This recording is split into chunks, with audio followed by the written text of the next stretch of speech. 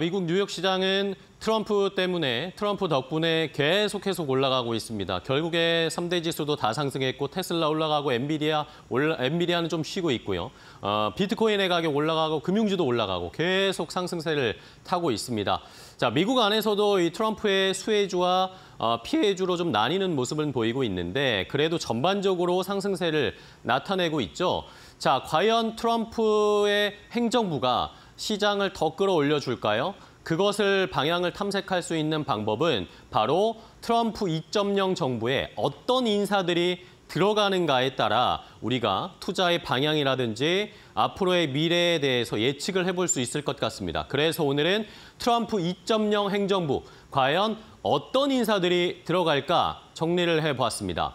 자, 일단은 트럼프 이번에 새로운 내각을 꾸리게 되는데 행정부를 꾸리게 됩니다. 거기에서 트럼프가 뭔가 인사들을 뽑는 기준이 지금 하나씩 공개가 되고 있습니다. 크게 세 가지로 분류를 해볼 수 있었는데요. 제가 기사나 내용들을 찾아보니까 자, 일단은 마가입니다. Make America Great Again. 미국을 다시 위대하게 이 취지, 이 비전을 공유할 수 있는 사람들을 주요 인사로 채택을 하고 있고요. 여기에다가 요거는 뭐 여담이지만 플로리다 출신들이 굉장히 많았습니다. 트럼프 당선자가 플로리다에 살기도 하고 플로리다에서 정치를 시작했다거나 고향이 플로리다인 사람들이 많이 발탁이 되는 것을 확인할 수 있었고요. 자, 그다음 가장 중요한 것은 바로 충성심이었습니다. 트럼프에게 충성할 수 있는 사람, 나를 배신하지 않고 내가 펼치는 정책을 잘 끌어줄 수 있는 사람, 그런 사람들을 집중적으로 인사로 발탁하고 있다는 것을 확인할 수 있었습니다. 자, 그 내용을 한번 볼까요? 트럼프 당선자가 얼마 전에 X에다가 이렇게 글을 올렸습니다. 뭐 영어로 써놨지만 여러 가지 이야기를 했지만 결국에는 이 니키 헤일리 전 유엔 대사와 마이크 폼페이오 전 국무장관은 이번 내각에 포함되지 않을 것이다라고 이렇게 콕 집어서 얘기를 했습니다. 여러 사람들이 지금 뭐 국무장관이나 재무장관의 후보에 오르고 있는데 이 두 사람은 콕 집어서 안 쓰겠다라는 겁니다. 왜 그랬을까요? 니키 헤일리 전 유엔 대사는 공화당 대선 후보로 나와서 트럼프 후보를 엄청나게 비난했었습니다. 그러니까 나에게 충성하지 않는 사람, 나에게 적을 두고 있는 사람은 채택하지 않겠다, 채용하지 않겠다라는 것을 확실하게 보여줬고요.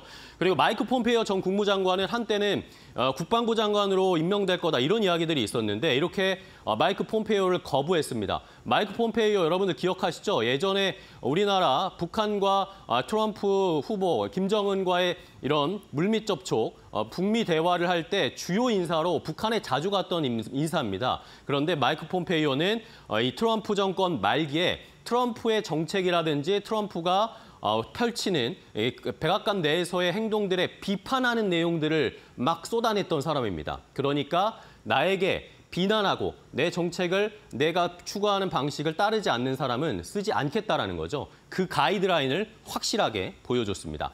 자, 그렇다면은 이 충성심이 가득하고 플로리다 출신의 그리고 Make America Great Again, 미국을 다시 위대하게 만들 사람 누구를 골랐을까요? 일단 첫 번째 인사입니다. 여러분들 많이 보셨겠지만 백악관 첫 여성 비서실장으로 수지 와일스가 선택이 됐습니다. 이것은 확정이 된 겁니다. 수지 와일스는 67세고 플로리다 출신입니다. 2024년 지금 트럼프 캠프의 공동선거 대책위원장을 맡았는데 1980년에 처음으로 레이건 대선 캠프로 정치에 입문해서 그 뒤에서 이 정치인의 뒤에서 모든 것들을 컨트롤하고 도움을 주는 사람으로 굉장히 유명한 사람이었습니다.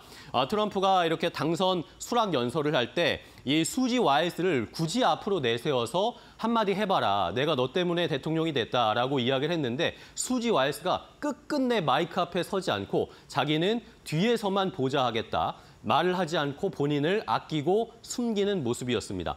자, 이러면서 수지 와일스가 비서실장으로 채택이 됐는데 조건이 있었답니다. 누가 대통령 집무실에서 대통령을 만날 수 있는지 본인이 직접 통제하겠다. 이것을 허락해주면 내가 비서실장 하겠다라고 이야기를 했습니다. 트럼프 후보가 당선자가 어찌 보면 좀 통제가 안 되는 그런 사람인데 이것을 확실하게 가이드라인을 정하고 트럼프를 안전하게 정권을 유지할 수 있도록 도움을 주겠다라는 그런 의견을, 그런 뉘앙스를 확인할 수 있었습니다. 자, 다음 사람입니다. 다음은 트럼프 후보가 여전히 국경 문제에 대해서 굉장히 민감하고 국경을 차단하겠다 이런 이야기 많이 했었는데 국경 차르로 톰 호먼이라는 사람을 임명했습니다. 일개 행정부에서 이민세관 단속국의 국장 직무대행을 했는데 이 사람은 반이민 정책의 선봉장 역할을 했던 아주 완강한 사람입니다. 그런데 이 사람을 국경 짜르라는 아직 뭔가 제대로 된 직책은 아닌데 앞으로 이 통합적으로 불법 이민 단속을 할 수 있는 이런 부처를 설립할 텐데 거기에 수장으로 톰 호먼을 설정하겠다라는 겁니다. 결국에 멕시코 장벽 막을 거고 국경이나 해안 보안을 철저히 하겠다라는 것을 표현하는 그런 인사였죠.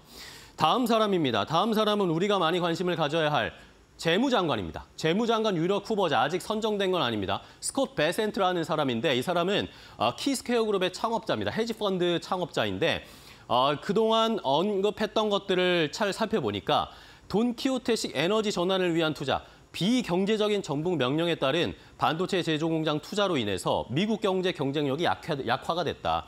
결국에는 전 정권, 바이든 정권의 친환경 에너지 정책이라든지 반도체 보조금 정책이라든지 이런 것 때문에 미국이 힘들어졌다라는 걸 우회적으로 표현했죠. 그리고 비생산적인 투자를 장려하는 IRA의 왜곡된 인센티브 개혁해야 된다. IRA를 수정해야 된다라는 것을 노골적으로 드러냈습니다.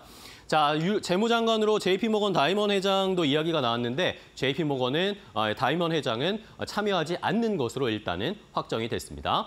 다음은 국무장관입니다. 국무장관도 우리와 또 살펴볼 것들이 많은데 빌 해거티라는 공화당 연방 상원의원이 후보로 지금 거론되고 있습니다.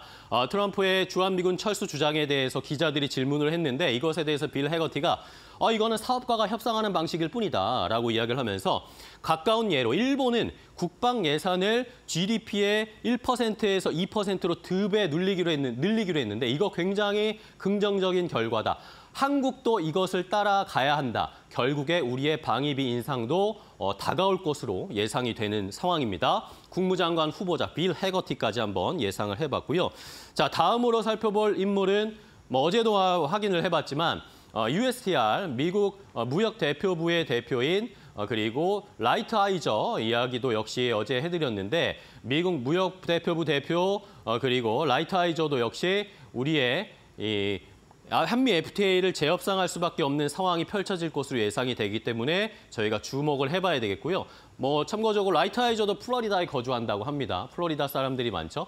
마지막으로 여러분들이 요즘 시장에서 가장 주목하고 있는 마지막 인물은 일론 머스크입니다. 일론 머스크는 기업가, 사업가이지만 이번에는 정부 효율위원회의 수장이 될 것으로 보입니다. 본인이 추구하고 있는 사업, 로봇택시, 그리고 로봇, 우주항공, 그리고 스타링크 사업까지 과연 이런 규제들을 완벽하게 철폐하면서 주가도 상승하고 투자자들에게도 수익을 줄 수 있을지 잘 살펴보셔야 되겠습니다.